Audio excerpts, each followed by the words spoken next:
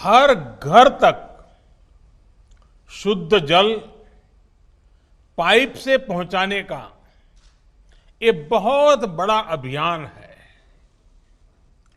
Mission का लोगो निरंतर इस बात की प्रेरणा देगा कि पानी की एक एक बूंद को बचाना आवश्यक है। वहीं ये मार्गदर्शिका गांव के लोगों, ग्राम पंचायत के लिए भी उतनी ही जरूरी है जितनी सरकारी मशीनरी के लिए आवश्यक है। ये परियोजना की सफलता सुनिश्चित करने का बहुत बड़ा माध्यम है।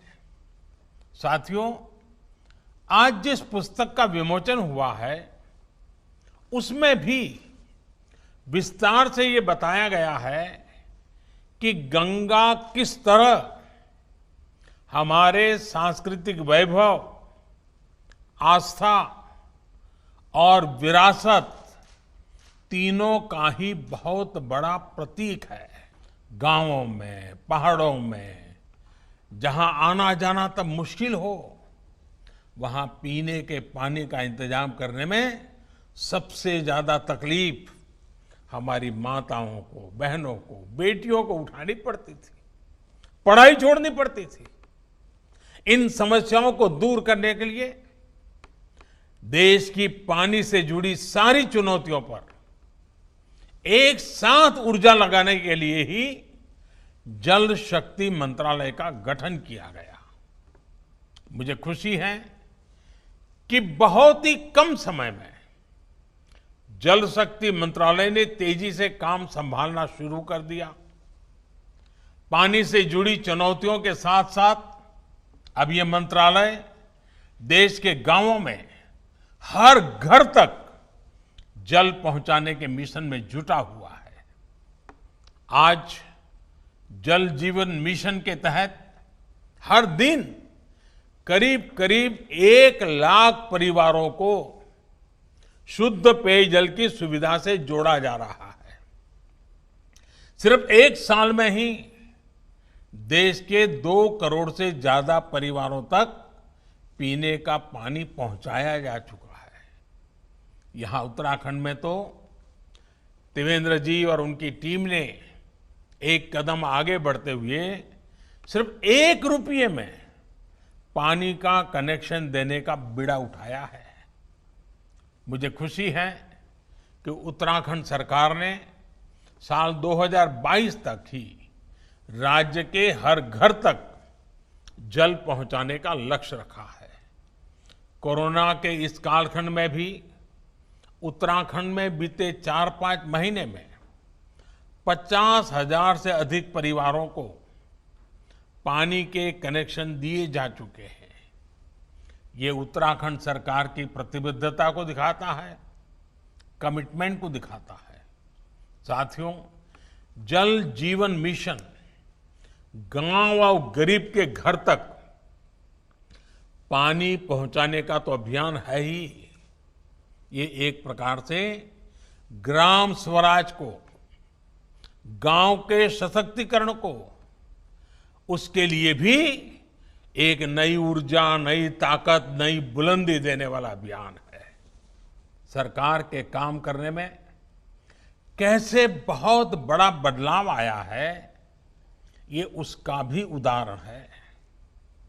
पहले भी सरकारी योजनाओं पर अक्सर दिल्ली में ही बैठकर फैसला होता था। किस गांव में कहां सोर्स टैंक बनेगा, कहां से पाइपलाइन बिछेगी, ये सब फैसले ज्यादातर राजधानियों में ही होते थे। लेकिन जल जीवन मिशन ने अब इस पूरी परिपाटी को ही बदल दिया है। गांव में पानी से जुड़े कौन से काम हो, कहां काम हो, उसकी क्या तैयारी हो, ये सब कुछ तय करने का, फैसले लेने का अधिकार अब गांवों के लोगों को ही दे दिया गया है। पानी के प्रोजेक्ट्स की प्लानिंग से लेकर रख रखाव और संचालन तक पूरी व्यवस्था ग्राम पंचायत करेगी, पानी समितियां करेंगी।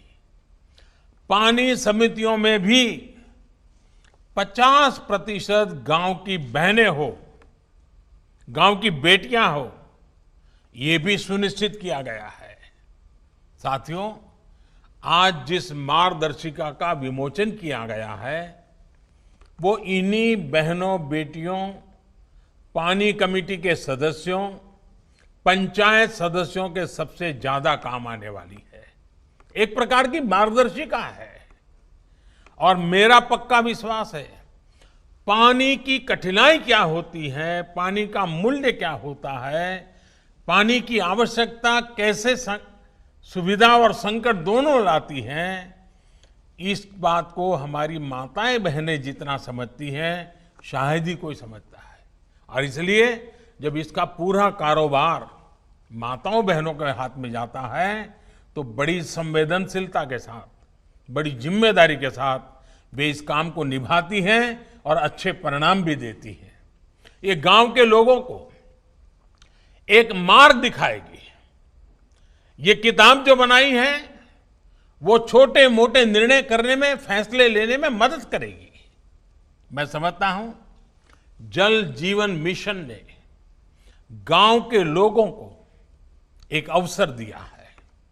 अवसर अपने गांव को पानी की समस्याओं से मुक्त करने का, अवसर है अपने गांव को पानी से भरपूर करने का।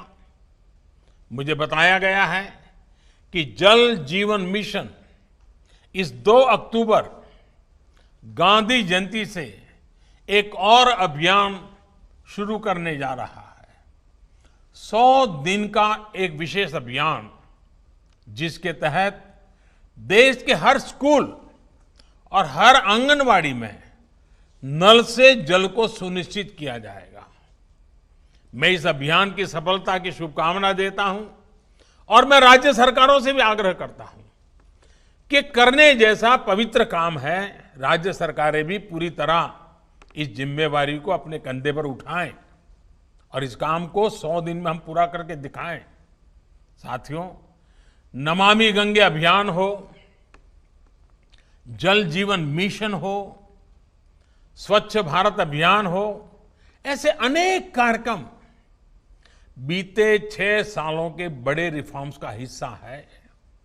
ये ऐसे रिफॉर्म है जो सामान्य जन के जीवन में, सामाजिक व्यवस्था में हमेशा के लिए सार्थक बदलाव लाने में मददगार है।